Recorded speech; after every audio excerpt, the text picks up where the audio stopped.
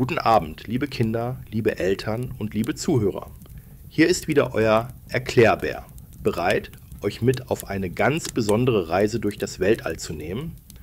Macht es euch gemütlich, kuschelt euch in eure Decken und schließt vielleicht schon ein wenig die Augen, während wir heute gemeinsam ein fabelhaftes Abenteuer unter den Sternen erleben.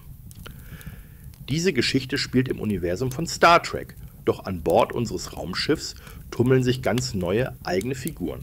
Also alle bereit? Dann lege ich mal los. Das kristallene Geheimnis der Avarien.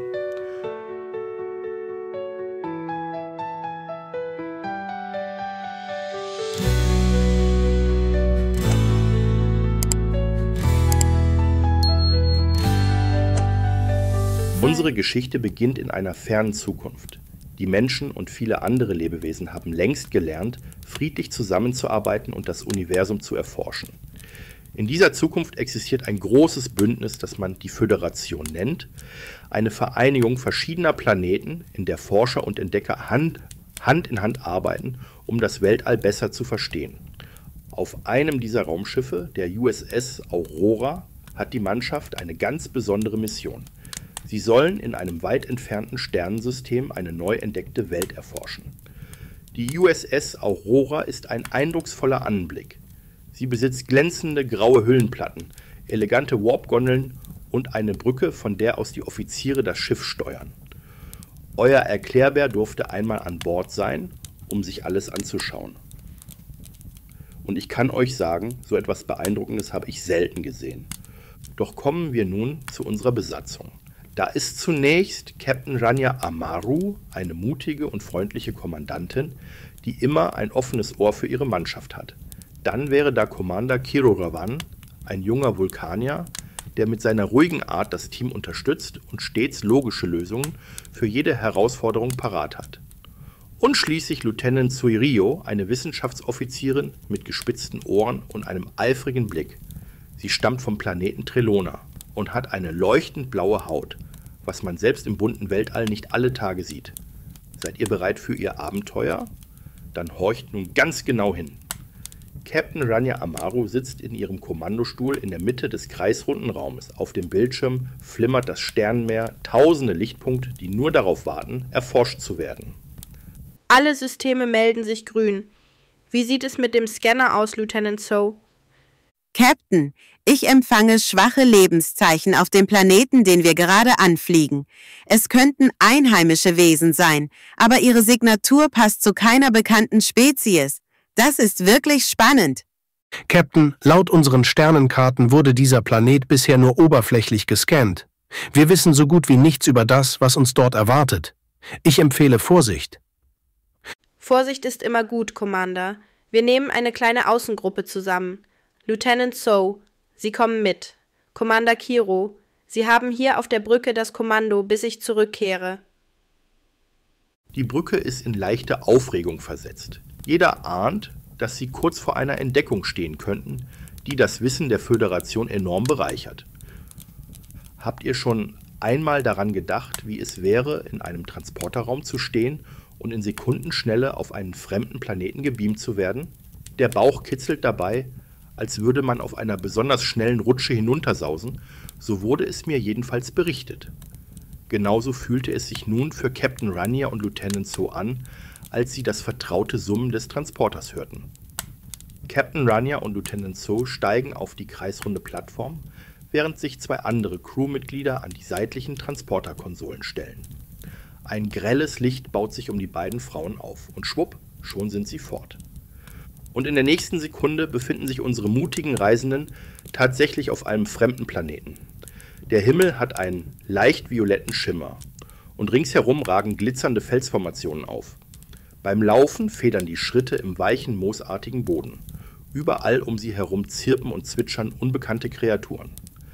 Captain Rania und Lieutenant So blicken sich staunend um. Captain, dieser Ort ist atemberaubend. Die Pflanzen, die Atmosphäre, alles ist so anders als das, was wir kennen. Ja, wirklich faszinierend. Wir müssen aber unseren Auftrag erfüllen. Konzentrieren Sie sich auf Ihren Tricorder. Wir möchten schließlich die Lebenszeichen finden, die Sie vom Schiff aus entdeckt haben.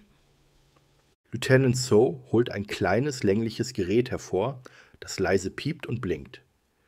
Die Signale liegen nordöstlich von uns. Es scheint mehrere Lebewesen zu geben.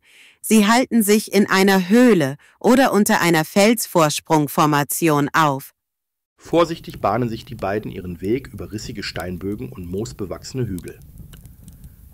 Denkt daran, Kinder, auch wenn das Weltall riesig ist und dieser Planet so fremd wirken mag, ist es doch ein wunderbarer Ort, voll von Leben und Geheimnissen, die nur darauf warten, entdeckt zu werden. Dabei gilt aber stets, respektiert die Natur, ganz gleich, ob sie auf der Erde oder auf einem anderen Planeten zu Hause ist. Denn wir sind immer nur Gäste in ihrem Reich.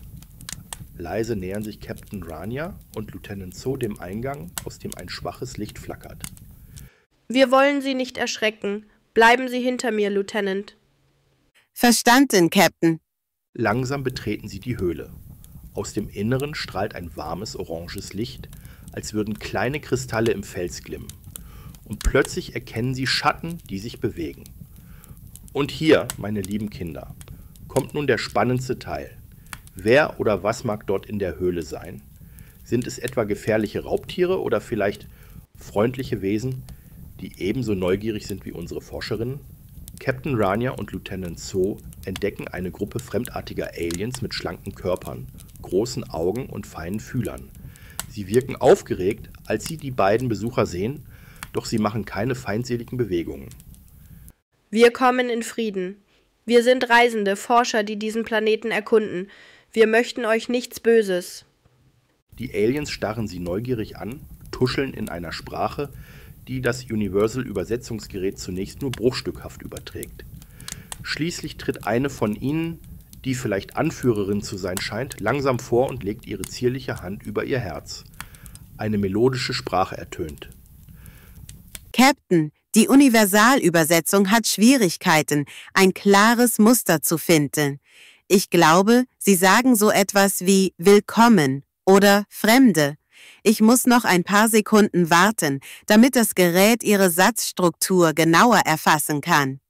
Nach einigem Piepen und digitalem Flüstern im Übersetzer ertönt plötzlich eine freundliche Stimme. Willkommen. Wir wissen nicht, wer ihr seid, aber ihr habt keine Feindseligkeit gezeigt. Was wollt ihr von uns? Wir sind Wissenschaftler der Föderation. Wir wollen fremdes Leben kennenlernen und mit allen Lebewesen in Frieden zusammenleben. Wir haben euren Planeten noch nie besucht, möchten aber eure Kultur gerne verstehen und respektieren. Die Aliens scheinen sich zu besprechen. Dann zeigen sie auf die glühenden Kristalle in der Höhle. Unsere Steine geben uns Licht und Wärme. Sie schützen uns. Eure Ankunft ist eine große Neuigkeit. Vielleicht können wir voneinander lernen. Ihr seht schon, liebe Kinder, meistens geht es im Universum darum, offen auf Neues zuzugehen und die Hand auszustrecken. Captain Rania und Lieutenant So haben sich nicht gefürchtet, trotz der vielen Ungewissheiten. Und siehe da, sie stoßen auf eine friedliebende Gemeinschaft. Währenddessen zurück auf der USS Aurora hat Commander Kiro natürlich längst bemerkt, dass die Außengruppe länger braucht als geplant. Doch anstatt in Panik zu geraten, bleibt er ganz ruhig und überlegt, was der logischste Schritt wäre. Commander Kiro Raven steht am Captainsstuhl. Haben Sie in den letzten Minuten irgendetwas von Captain Rania gehört? Ja, Sir. Sie hat gemeldet, dass Sie auf freundliche Bewohner des Planeten getroffen sind. Sie erforschen jetzt gemeinsam eine Höhle und wollen mehr über diese Spezies erfahren. Das klingt doch sehr vielversprechend. Behalten Sie den Kontakt. Wenn Sie Hilfe benötigen, wollen wir sofort einsatzbereit sein. Da seht ihr mal, wie wichtig es ist, zusammenzuhalten und Ruhe zu bewahren. Auf einem Raumschiff ist Teamwork das A und O. Und es ist gar nicht so anders als bei uns daheim. Ob in der Schule, im Kindergarten oder in der Familie, wenn wir alle ruhig bleiben und einander vertrauen, schaffen wir viel mehr, als wenn wir uns ängstigen oder gegenseitig überstürzen. Captain Rania und Lieutenant So unterhalten sich nun entspannt mit den freundlichen Aliens, die sich selbst Averin nennen. Die Averin sind sehr neugierig auf das Leben im All und die fremden Welten, die Captain Rania gesehen hat. Im Gegenzug erklären sie, wie ihre Gesellschaft funktioniert und warum sie in diesen kristallenen Höhlen leben. Die Zeit vergeht wie im Fluge und schließlich danken Captain Rania und Lieutenant So den Averine für ihre Gastfreundschaft. Es war uns eine Ehre, euch kennenzulernen. Wir werden eure Kultur achten und euch nicht stören, aber vielleicht können wir in Zukunft wiederkommen und unsere Freundschaft vertiefen. Wir heißen euch immer willkommen. Möge das Licht unserer Kristalle euren Weg erhellen. Und so kehren die beiden endlich zurück auf die USS Aurora. Sie berichten Commander Kiro und der ganzen Mannschaft von den wunderbaren Entdeckungen und den faszinierenden Geschichten der Avarine. Der Planet, den sie gerade zum ersten Mal erforscht haben, wird schon bald auf den Sternenkarten vermerkt werden. Und wer weiß, vielleicht kommt es eines Tages zu einem offiziellen Bündnis, damit alle gemeinsam voneinander lernen können. Ja, liebe Kinder, so endete an diesem Abend das Abenteuer der USS Aurora. Aber natürlich hat die Reise gerade erst begonnen, denn das Weltall ist voller Wunder. Neue Sternensysteme, Planeten und Lebewesen warten nur darauf, entdeckt zu werden. Und wenn wir uns alle stets mit Respekt und Offenheit begegnen, kann die Zukunft sehr hell erstrahlen, genau wie die Kristalle in der Höhle der Averine. Jetzt, wo unsere Geschichte endet und ihr wohl schon ganz gebannt lauscht oder vielleicht schon ein wenig schlummert, wünsche ich euch allen eine gute und erholsame Nacht. Möget ihr von ferne leuchtenden Sternen und sanft glühenden Kristallen träumen, von friedlicher Zusammenarbeit und endloser Entdeckerlust. Schlaf gut, träumt schön und bis zum nächsten Mal.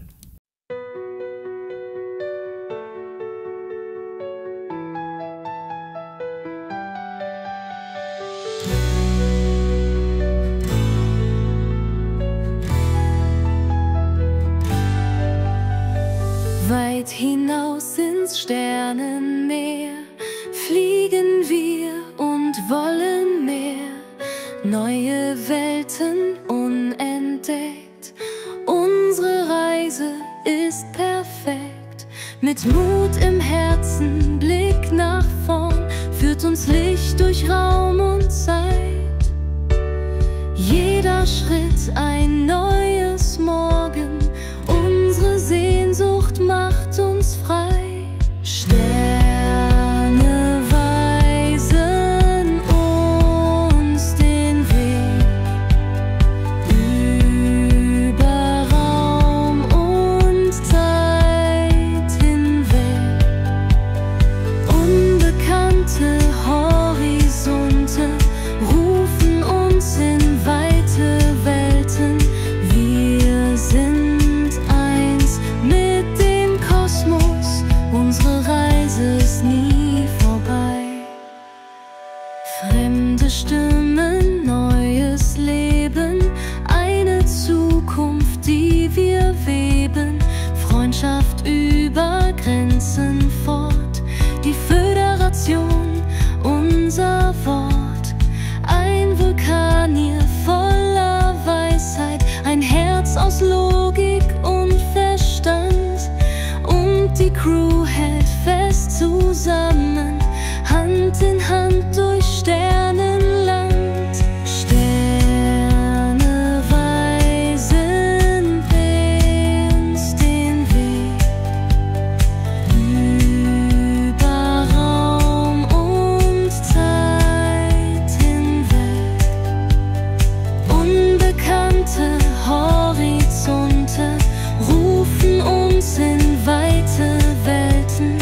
Wir sind eins mit dem Kosmos, unsere Reise ist nie vorbei. Flackert Licht aus fremden Höhlen, Avarine mit sanften Stimmen. Neue Freunde, neue Zeiten, Hand in Hand die Sterne leiten.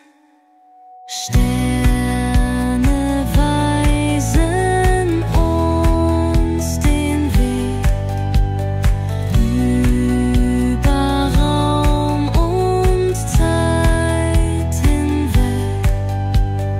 Unbekannte Horizonte rufen uns in weite Welten. Wir sind eins mit dem Kosmos, USS Aurora gleitet fort zu fernen Sternen, einem